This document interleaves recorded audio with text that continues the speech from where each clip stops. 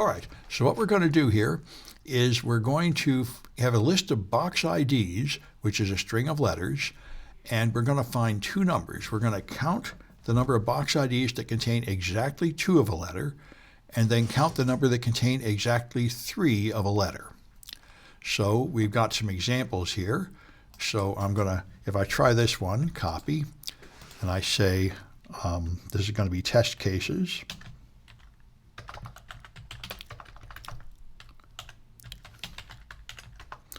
Okay, and so it's going to be ID equals, in fact, I think I'll make a list of them. Let's try that. Yep. Let's do the first couple of these. Here's another one. Copy, okay. I'll just do 2 of them for now. All right, so there's a couple of cases to work on. Now, I want to know IDs that contain exactly 2 of a letter. So here I need to get a list of the unique identifiers. So for I and ID, and then I'm just going to print it out for starters. I always do little steps. So I get my IDs ready. Now I'm just going to make a loop through them and see if I can process each one. So let's run that and see what it does.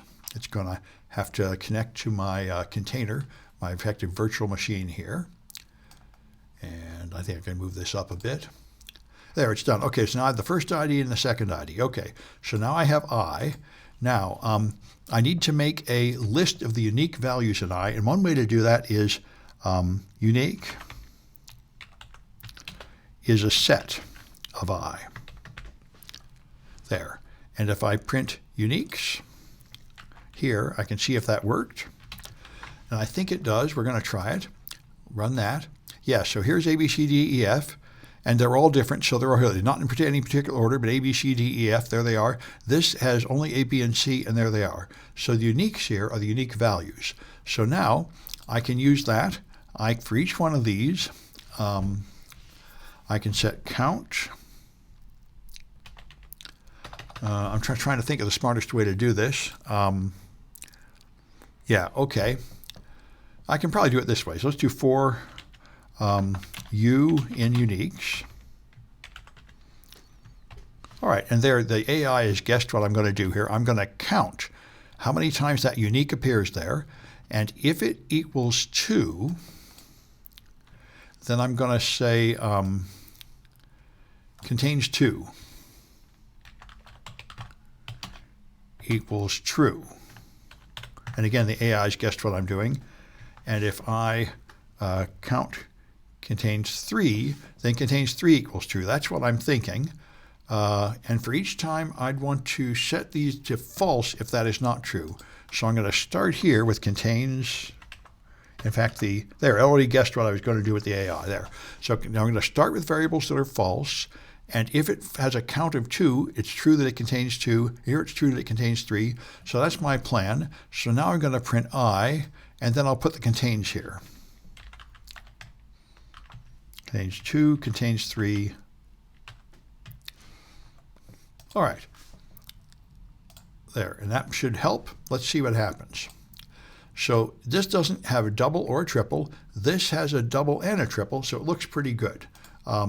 So it's that's an example, counting it. And so that's the game here. And you can see what's got to go. So now what you have to do is just going to have a long list of box IDs, which you'll see here.